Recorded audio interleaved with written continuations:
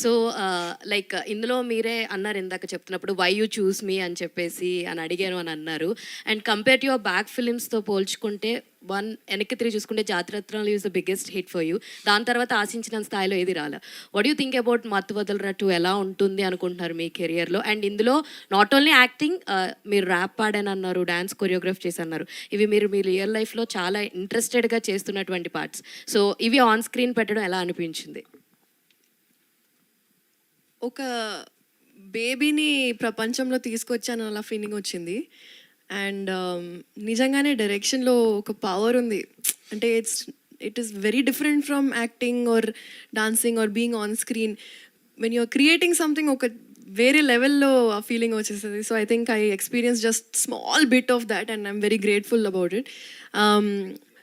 యూజువల్గా నేను ఎక్స్పెక్టేషన్స్ ఎక్కువ పెట్టాను anyway from anything, so that I'm surprised when it is come out well. Outcome baga vaste surprising untadi, and then lekapothe okay, not disappointed extra. But the main thing is that all of us had so much fun kada. So in this phase of cinema going up and down, nobody has any idea what is working, what is not working.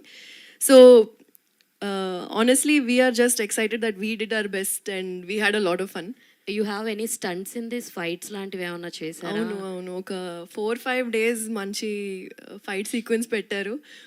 Full I think first time చేశాను ఇంత పెద్ద fight sequence. కానీ I feel like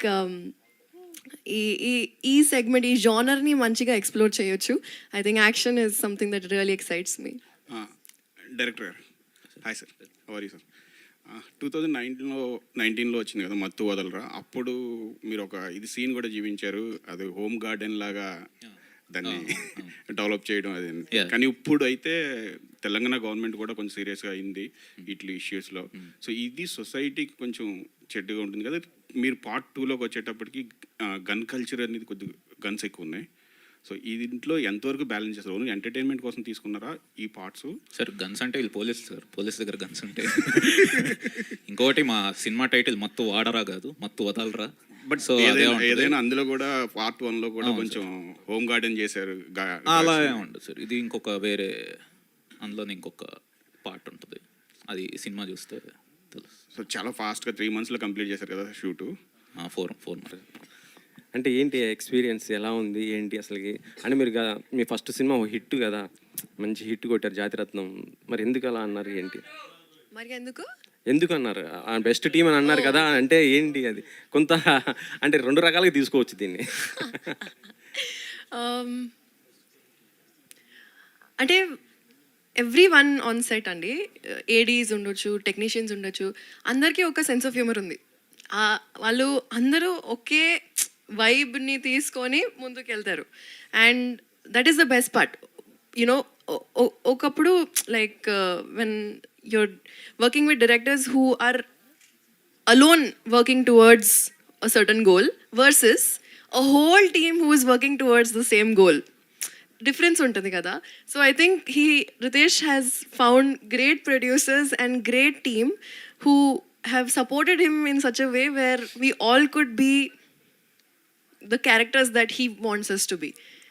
So అందుకే I think all of us could, kind of creatively juice out whatever was possible. అందుకే లేదు, no controversial topic that వేరే వాళ్ళు లేదు, నాట్ లైక్ దట్. ఇది బెస్ట్ అంటే అది వేస్ట్ అని అర్థం కాదు. అంటే నేను చెప్పాలా చెప్పకూడదు అనేసి అన్నారు ఇందాక, నేను అనేసి ఆ తర్వాత అన్నారు కాబట్టి నేను మిమ్మల్ని అడుగుతున్నాను అది ఎందుకు ఎలా అన్నారు అంటే మీరు చెప్తున్నారు కదా, అందుకే చెప్పాను ముందు. Director sir, this is Rani. So మీ ఫ్యామిలీలో అందరూ కూడా పాన్ ఇండియా లెవెల్లో సక్సెస్ సాధించున్నారు. సో దాని మీద మీ ఒపీనియన్ ఏంటి? అండ్ మీకు ఏమైనా పాన్ ఇండియా లెవెల్లో నెక్స్ట్ తీసే ఒపీనియన్ ఉందా? మనం అంటే ఒపీనియన్ క్రియేట్ చేసుకుని తీయకూడదండి, అది మనం తీసిన తర్వాత అది పాన్ ఇండియా అయితే అవుతుంది అంతే. ఇంకా ఫ్యామిలీ మెంబర్స్ అందరూ ఆనందంగానే ఉంటుందండి, దాని నుంచి ఒపీనియన్. డైరెక్టర్ గారు కాలుభైరవ గారు సార్, ఈ